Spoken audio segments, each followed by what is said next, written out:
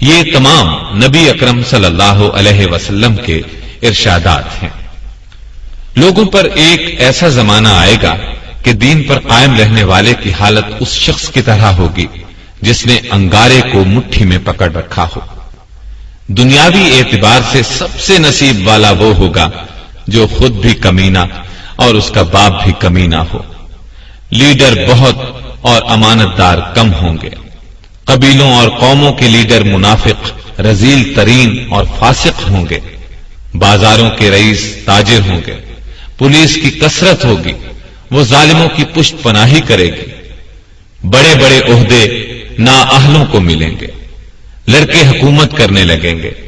تجارت بہت زیادہ پھیل جائے گی، یہاں تک کہ تجارت میں عورت اپنے شوہر کا ہاتھ بٹائے گی۔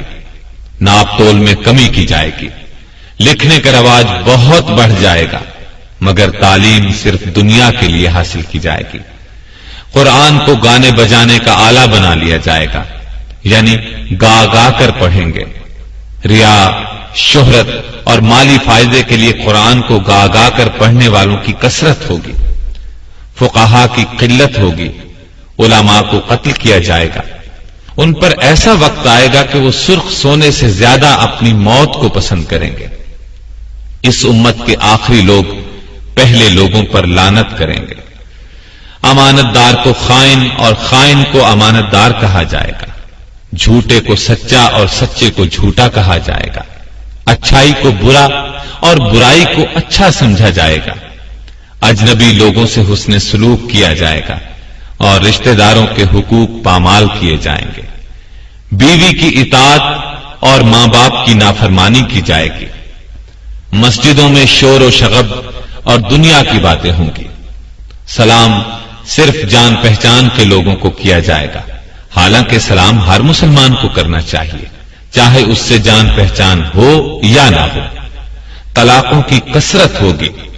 نیک لوگ چھپتے پھریں گے۔ کمینے لوگوں کا دور دورہ ہوگا۔ لوگ فخر اور ریا کے طور پر اونچی اونچی عمارات بنانے میں ایک دوسرے کا مقابلہ کریں گے۔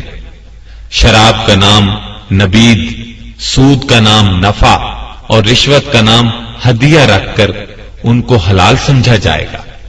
سود، جوا، گانے بجانے کے آلات، شراب خوری اور زنا کی کثرت ہوگی۔ بے حیائی اور حرامی اولاد کی کثرت ہوگی۔ دعوت میں کھانے پینے کے علاوہ عورتیں بھی پیش کی جائیں گی۔ اچانک اموات کی کثرت ہوگی۔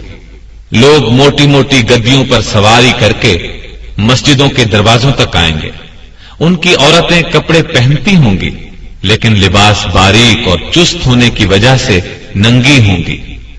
ان کے سر بختی اونٹوں کے کوہانوں کی طرح ہوں گے، یعنی وہ اس طرح بال بنائیں گی تو اونٹ کے کوہان نظر آئیں گے۔ مٹک مٹک کر چلیں گے، لوگوں کو اپنی طرف مائل کریں گے۔ یہ لوگ نہ جنت میں داخل ہوں گے نہ اس کی خوشبو پائیں گے۔ مومن آدمی ان کے نزدیک باندی سے بھی زیادہ رذیل ہوگا۔ مومن ان برائیوں کو دیکھے گا مگر روک نہیں سکے گا، جس کی وجہ سے وہ اندر ہی اندر کڑھتا رہے گا۔